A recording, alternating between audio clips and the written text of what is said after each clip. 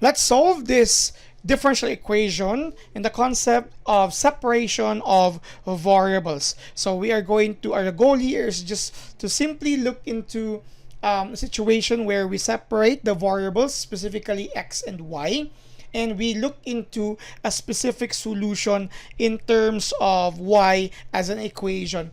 So we, of course, it's already assumed here that x can be greater than 0 and y greater than 0. But let's take this, the first order derivative of y in terms of x is equal to 2y over x. When I talk about separable differential equations, or it's separable if we can separate them, our goal is to come up with one side of the equation with only one type of variable and the other side as well. So to do this, let's try to isolate y on the left-hand side and x on the right-hand side. To do that, we are going to remove dx on our left-hand side. So we are going to multiply this by dx so that we can remove or cancel the d of x in our denominator. But of course, we're going to do it on the other side as well. But we can also combine another situation, because on our right-hand side, we have 2y. And we would like all terms with y to be found on our left-hand side. In short, the proper fraction to be multiplied on both sides of the equation is in this form. Or you can just simply use y. Okay? You can simply use y because 2 will be used later on as part of our process. So with that, we can cancel this.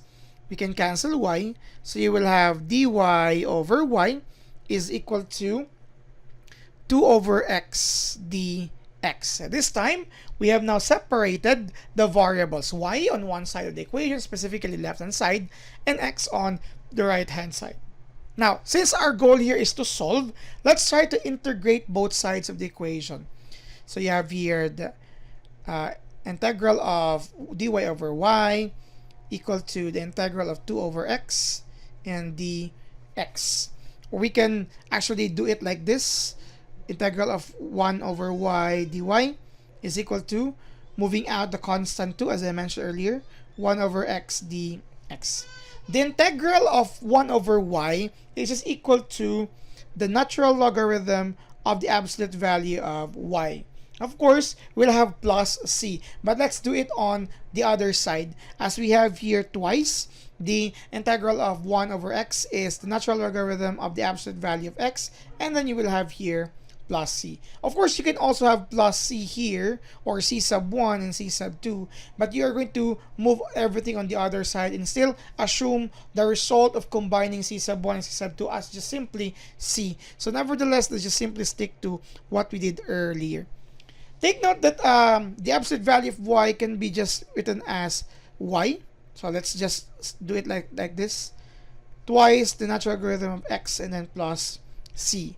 To remove the natural logarithm, we are going to make exponentiations. So we'll have it like this. E to the power of natural logarithm of y is also equal to e to the power of twice natural logarithm of x plus c. Okay? Because we can now draw conclusion later. So with this in mind, since we have this expression here, this is just equal to y, because you will have this as what they call it, can be simplified into that. And of course, let's add another step here so that this will not be confusing for some. This will be equal to e the power of the logarithm of x squared, as we use the power law of the logarithm as an exponent of e. And then instead of plus c, we are breaking it now into a product of similar bases. Okay? So with that, again, this is just equal to y is equal to x squared times e to the power of c. Okay? Now, if we're going to let e to the power of c as is equal to a bigger c, that would mean y is equal to x squared times c, or y is equal to c x squared. This is now the solution of our given equation. Y is equal to c times x squared. And we did this by first separating the variables and of course reaching this kind of expression. If there are situations where we are trying to look into a specific value, then we are going to solve C and whatever would be that C, we're going to substitute that here.